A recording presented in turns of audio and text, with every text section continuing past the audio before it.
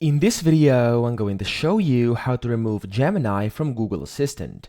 So in case Gemini has been bothering you, and as you can see on my screen right now, this is what's showing up instead of Google Assistant, here's what you can do about it. Now, you want to click on your Google widget on your home screen, or just basically come to Google, so the inside your app on your phone, and then click on the very top right where you can see your profile icon. Then when you click that, you want to go to the very bottom and click on Settings. Once you're inside settings, you'll see a few things over here, and you want to click on Google Assistant over here, which should be the third option. And then you want to scroll to the bottom a bit until you see over here where it says Digital Assistance from Google. So it says it over here, as you can see in the middle of my screen. You want to click on Digital Assistance from Google.